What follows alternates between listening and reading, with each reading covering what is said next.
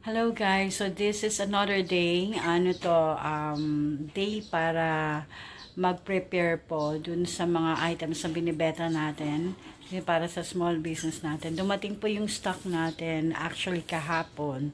So ngayon natin lilinisan para maging ready sila for online selling. Ito po sila. Ayan.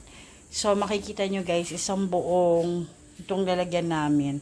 Hindi naman punong-puno, isang buo lang dyan. Bali, ang puhunan namin dyan guys ay nag-a-amount po ng mga around 8,000 guys. Depende po sa supplier, ha? Ayan guys. So, lilinisan natin yung mga yan. Dadalhin muna natin sa labas.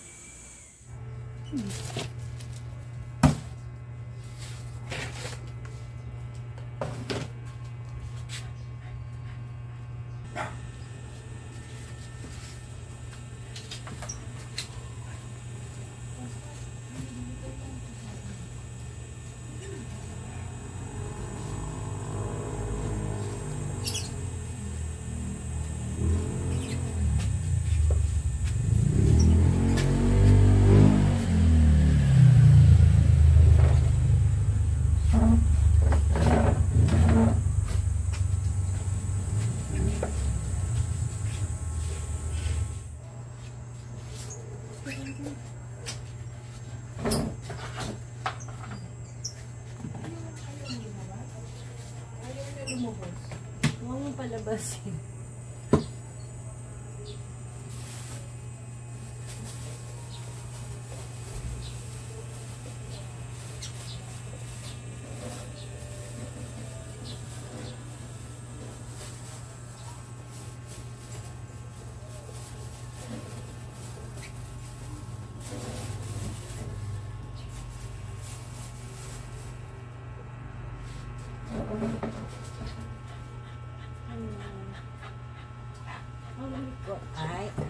Maglilinis tayo, anak. Maglilinis tayo. Down.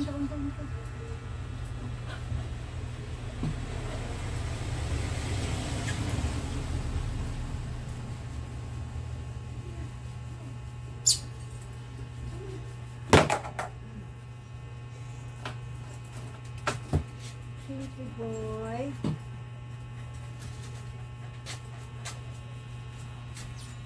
Dito yung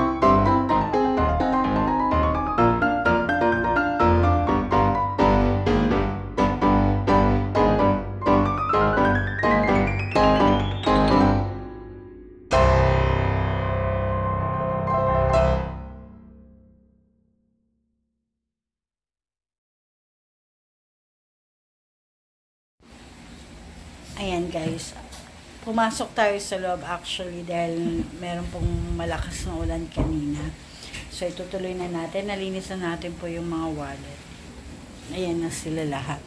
So, ang bilang is 100 pieces pero isusort pa po ito. Ayan, ganyan siya. Ayan mga guys. So, samahan nyo akong isort yung ating mga wallet. So, yung may brand dito. May brand ba to?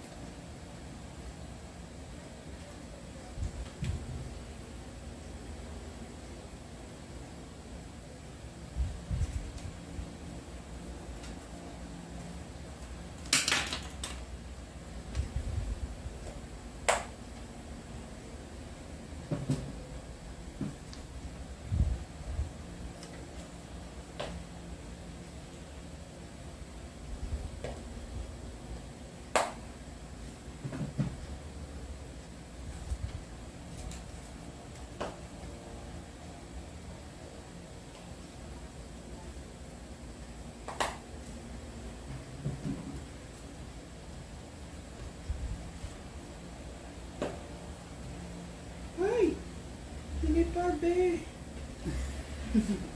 Nakuha mo? Sino pumunta? Hindi man lumayo.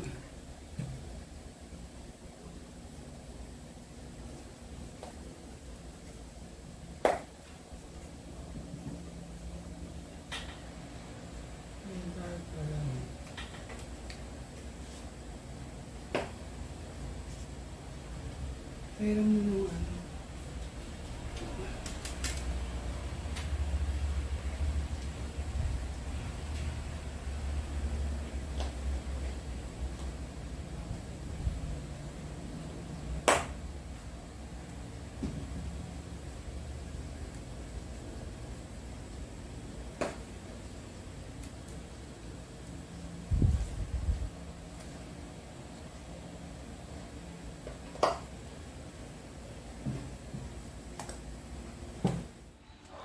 Wala naman ako.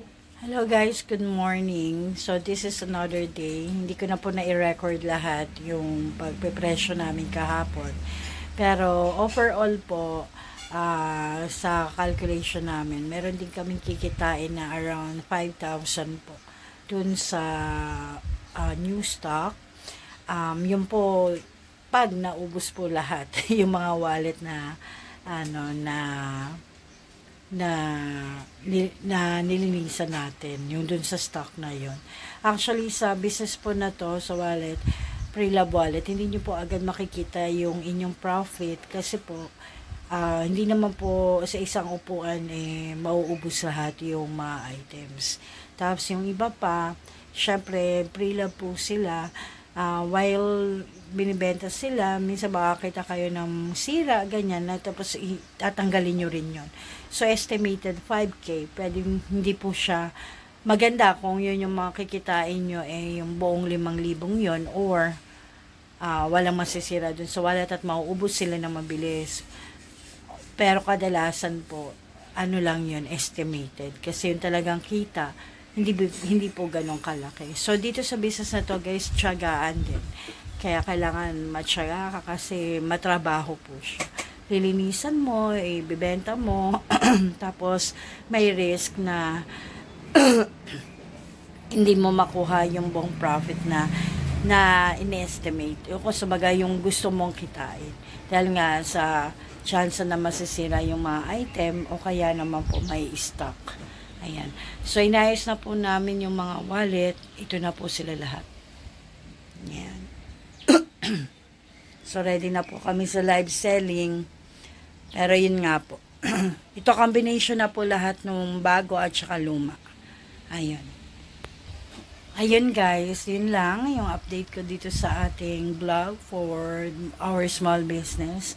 Again mga guys, thank you po sa pagpapanood nyo sa mga vlogs namin at saka for your support. Yan, sa patuloy nyo kaming i-share, ipanoorin, i-share nyo rin kami sa iba. Ayan guys, para masaya lumaki tayo as a community. Ayan mga stay healthy mga guys, and remember to always be kind. Bye!